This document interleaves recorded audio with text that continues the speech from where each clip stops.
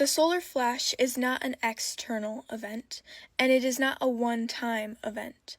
The solar flash has started. It is an incremental increase of light. It is a sustained integration of a little bit more light, and then a little bit more light, and a little bit more light, in a pace at which we can handle.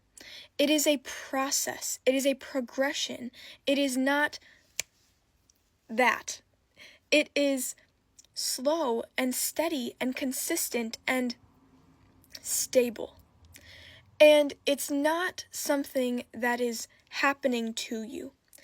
The grand event in the sky is a reflection of our inner worlds, of our collective consciousness, of our own divinity.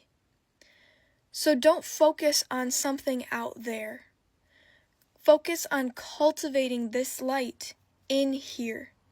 Your inner sun, your solar plexus, the light of source that exists within your heart, is this God. And when you start to connect with it, when you start to build this light, when you start to radiate this light, you become the solar flash.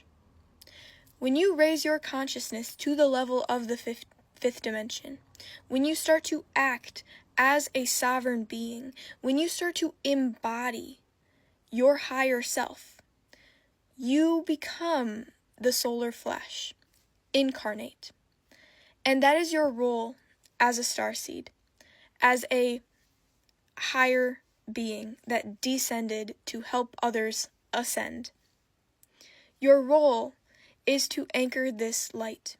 Your role is to become the solar flash. And this is not something that happens overnight. It is not something that is just, boom, you're activated and it's done. It is a consistent cultivation of this inner divine light. And it's not measured by how spiritual you are on a retreat or in an ayahuasca ceremony. It is measured in the mundane moments. Who are you when a child is crying or dogs are barking? Who are you when you have to deal with 3D tasks and the world around you? How do you react? How do you respond? What is your level of consciousness on the everyday basis? And it is okay to forget sometimes. You are human. Of course you're going to forget. It's natural. It's normal. It doesn't matter how many times you forget. What matters is how many times you remember the light. It matters how fast you can remember oneness amidst seeing conflict and duality. What matters is how deeply you can return to divine union amidst conflict and chaos and all the craziness of the world. And another thing is that integration is crucial. You cannot just continue to activate and activate and activate and go, go, go. You have to take time to let those energies settle, to let that light that you have gained, that information, that consciousness that you have experienced, to settle, to anchor, to lay a foundation upon which you can build. You can't just keep going up. You have to rest, you have to pause, you have to reflect and integrate all of the activations and energy and teachings and consciousness that you have learned and experienced. So give yourself grace, because you are divine, yes, but you are also human, and your human self feels loss and pain and grief and sorrow and anger.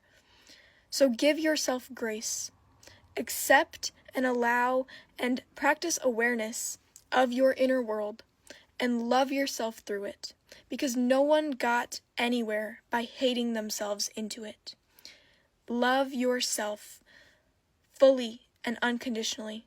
Practice self-care and self-compassion and self-love above all else, because love is light. Love is God. Love is the force that binds every atom and moment in this universe.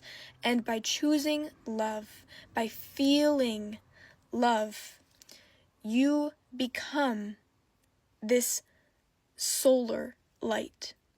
You embody the solar logos. You are the solar flash incarnate.